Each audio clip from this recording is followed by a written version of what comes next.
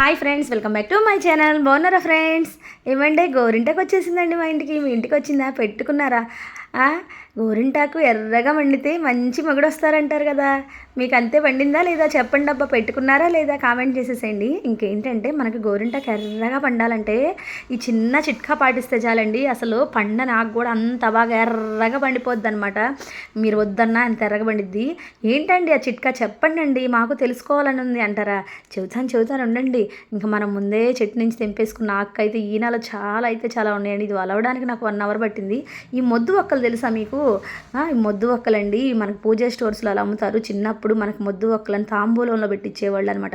ఇప్పుడంటే ఈ సోప్ ప్యాకెట్లు గట్రా వగైరా అయితే వచ్చినాయి. కానీ ఈ మొద్దు ఒక్కేసి ఒక్క నిమ్మకాయ పిండి కొంచెం మజ్జిగ యాడ్ చేస్తే ఎలా ఎర్రగా పండిద్ది అంటే అండి, ఇంకా గోరింటాకు అసలు తిరుగుండదు అనమాట. అంత ఎర్రగా, ఇంకా మీరు వద్దన్న ఎర్రగా పండి అది నల్లగా కూడా అయిపోద్ది, అలా ఉంటుంది అనమాట.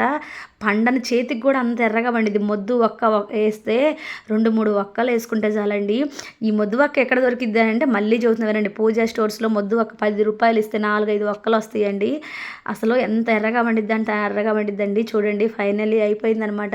నేను మీ అల్లరి పిల్ల అయితే పెట్టుకున్నాం. ఎంత ఎర్రగా పండిందంటే అంత ఎర్రగా పండింది. నెక్స్ట్ వీడియోలో మీకోసం చేయిస్తాను.